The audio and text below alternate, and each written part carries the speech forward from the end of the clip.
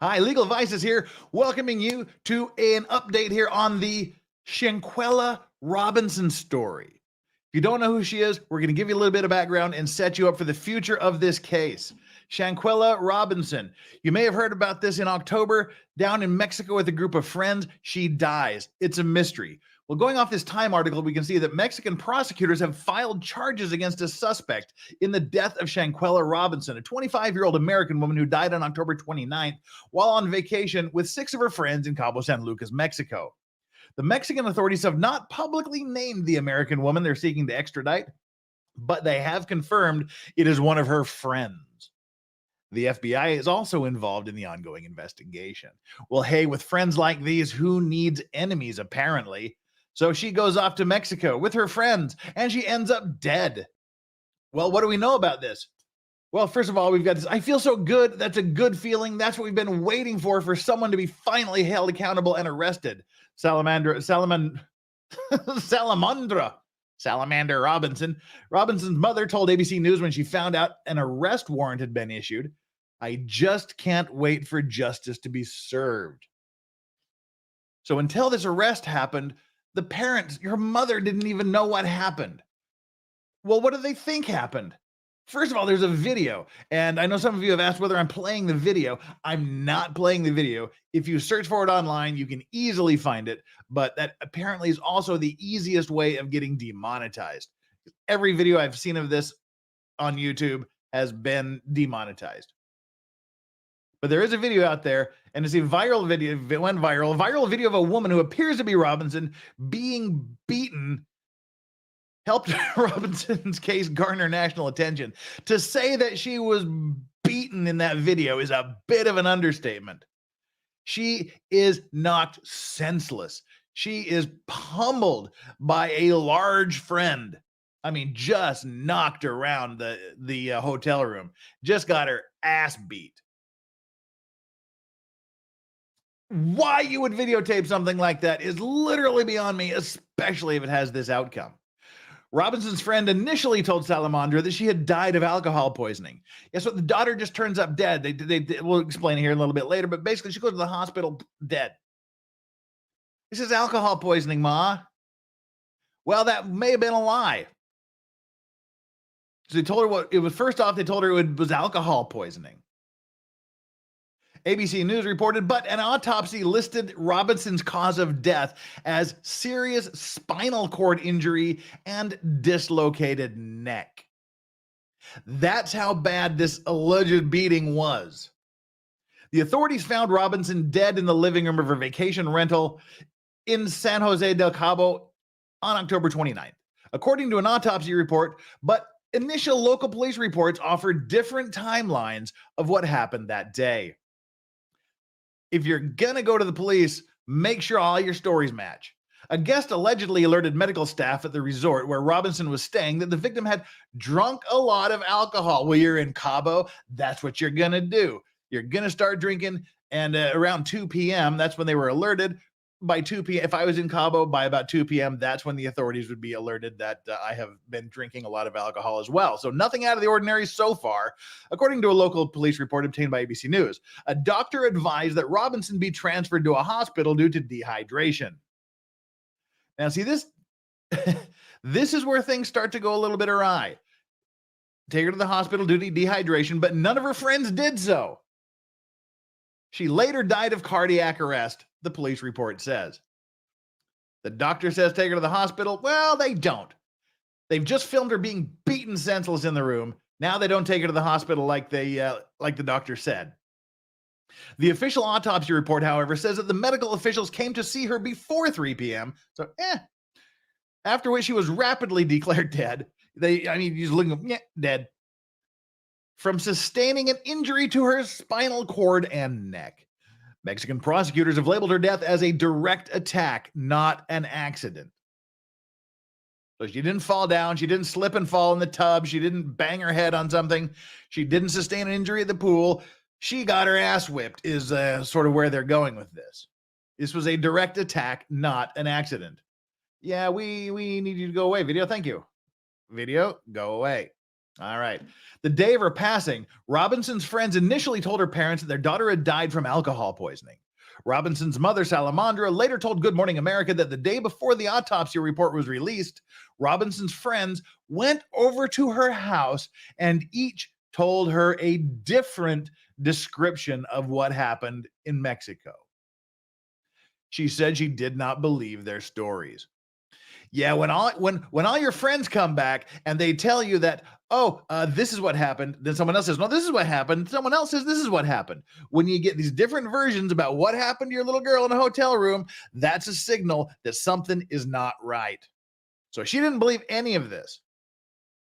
Well, Robinson's family called the authorities to take a deeper look at the case and insisted that the 25-year-old's death was not from alcohol poisoning, especially after the video of what her family believes is Robinson surfaced.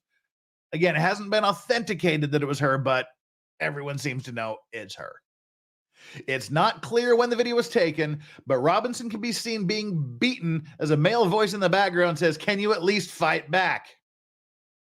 That's not the best video you want to have if you are the person in front of the camera that's delivering this beating. The outcry from Robinson's family garnered national attention, and last week, the FBI then announced they had opened an investigation in the case. Nearly a month after Robinson's death, the FBI Charlotte field office opened an investigation as Mexican prosecutors attempted to extradite the subject. The FBI Charlotte field office has opened an investigation into the death of Charlotte resident Shanquella Robinson in Cabo San Lucas, Mexico on or around October 29th, 2022. Due to the ongoing investigation, we have no further comment, a spokesperson wrote in a statement to the Charlotte Observer. But Mexican authorities are investigating the case as a femicide. We will get into what a femicide is in a minute. They are treating it as a femicide, which is defined as the homicide of a woman because of her gender. Mexico has seen a significant rise in femicides in recent years, increasing from 427 victims in 2015 to 1,004 in 2021 per Vision of Humanity.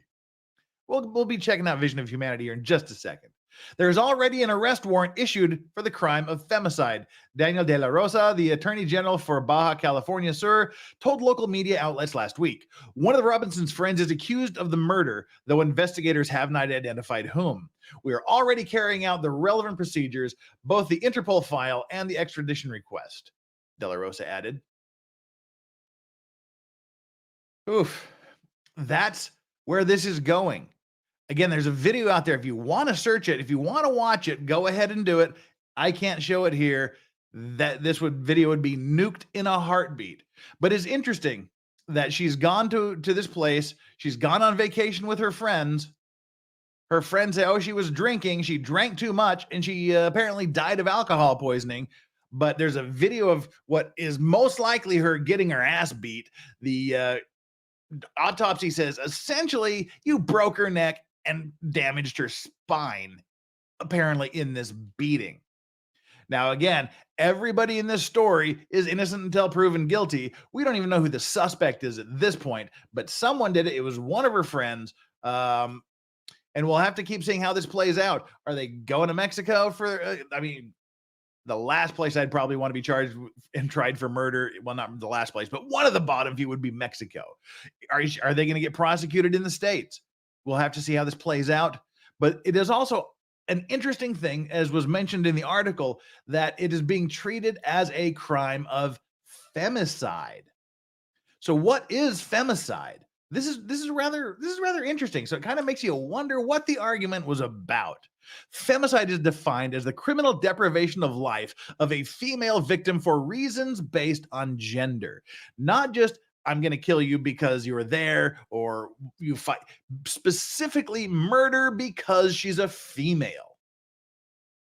The murder of a woman or girl is considered gender-based. Let's I'm big in this area. Is considered. Where do we go? Yeah, let's scroll back down here. The murder of a woman or girl is considered gender-based and includes the femicide statistics when one of 7 criteria is met. These criteria include evidence of SV prior to the victim's death. Let's assume that's not the case here. A sentimental, affective, or trusting relationship with the perpetrator, and the victim's body being displayed in public. Hmm.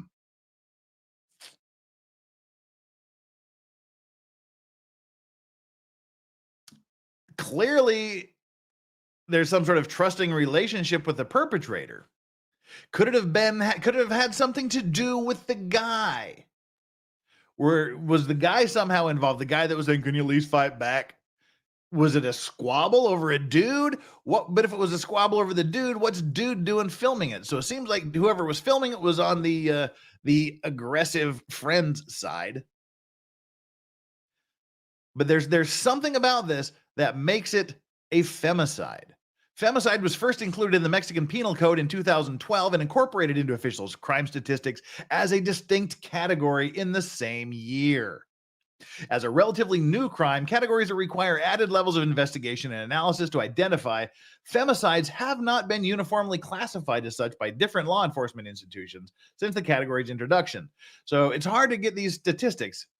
As it says in the next sentence here, it's hard to determine the actual number of femicides in Mexico over time because how one place defines this femicide criteria and how another side interprets the femicide criteria are different. So there's a lack of uniformity, but the numbers I don't think are really important, except for in this one case that we're dealing with now.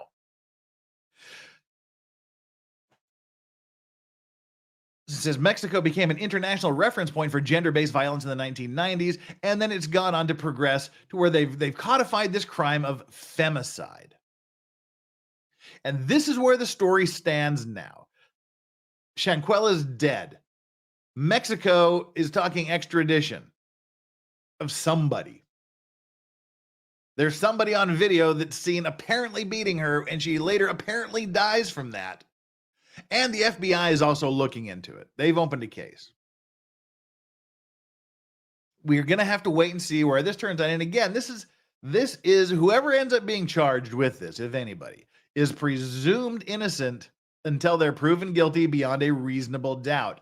The problems I can see with this on the horizon are, one, can you properly identify who that is in the video? The woman that's being the aggressor. Two, can you link that beating to her death? Three, do you have enough evidence to support whatever theory of the case you're going to give as the prosecutor? Is there going to be a proper motivation for it? We're just going to have to wait and see. Until then, stay tuned here to Legal Vices, because we're going to update you on this case as developments occur. Until next time, enjoy your legal vices.